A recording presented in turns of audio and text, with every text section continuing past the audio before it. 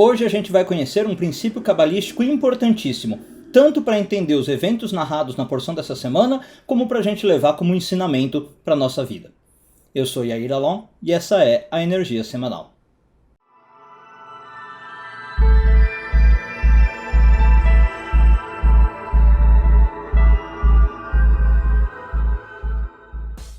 A porção dessa semana, chamada Shlach Lecha, relata para nós um desastroso episódio da história de Israel, aquele episódio dos 12 espiões enviados por Moisés para verificar como era a terra de Israel.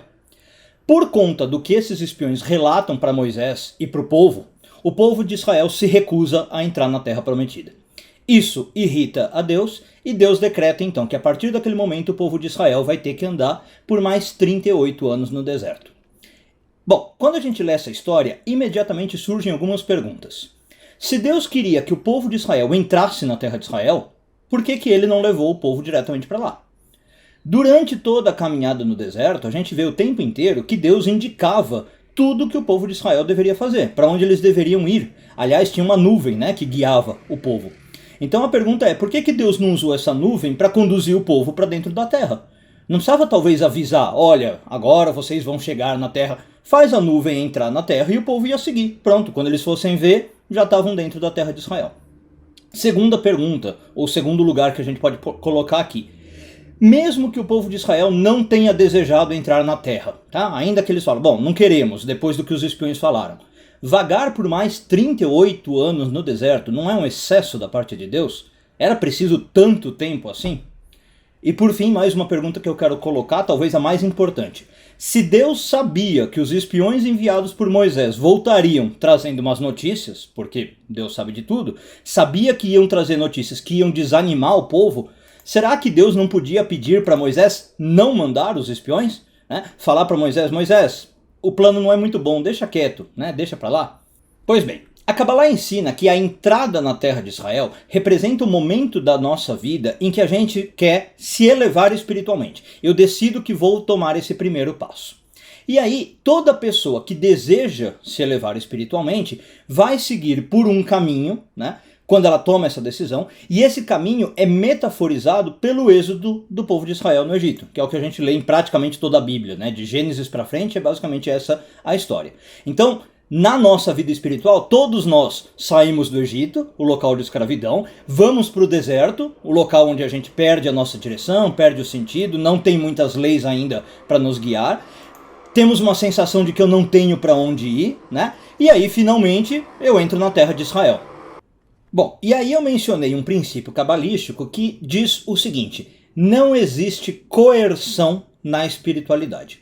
O que significa isso? Enquanto o povo de Israel e nós, metaforicamente, estávamos no Egito e no deserto, eles eram coagidos a fazer o que se lhes obrigava, certo? Seja porque tinha chicote dos capatazes egípcios, seja porque a nuvem de Deus andava na frente deles e mandava eles seguirem. Eles não tinham liberdade de ação. No entanto, a entrada na terra de Israel é uma decisão que exige livre-arbítrio. E de modo algum essa decisão pode ser forçada, pode ser coagida. Quando nós estamos na fronteira entre o deserto e a terra de Israel, cabe a nós dar o passo que nos permite essa elevação espiritual representada nessa passagem.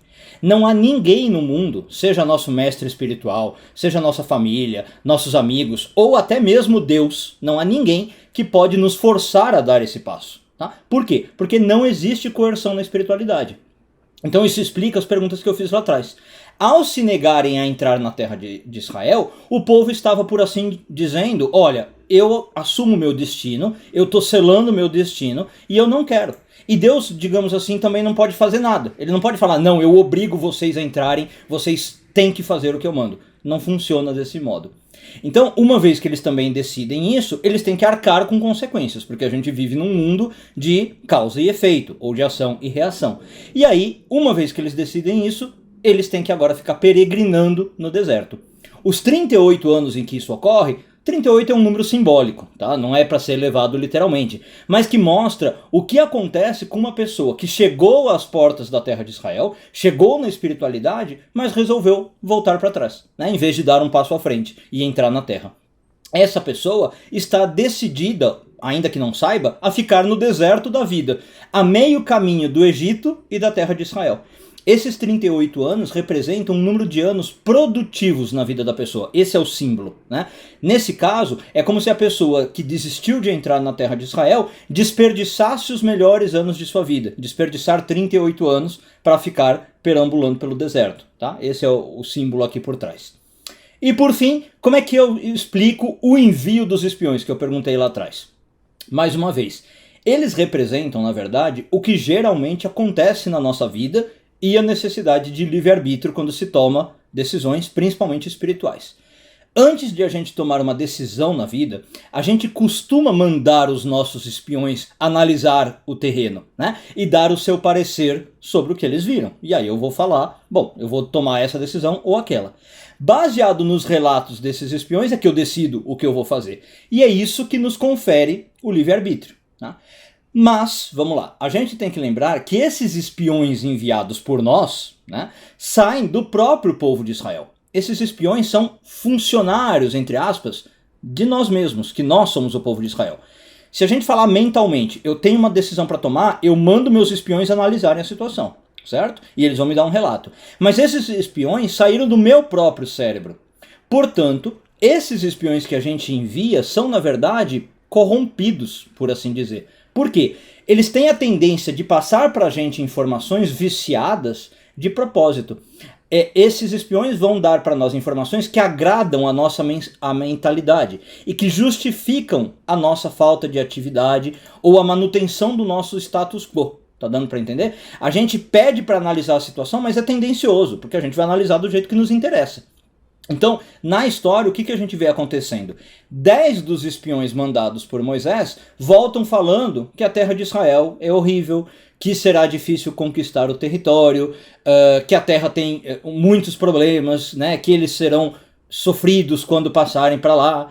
Então, estes eram os espiões ligados à mentalidade do povo. Era isso que o povo realmente pensava.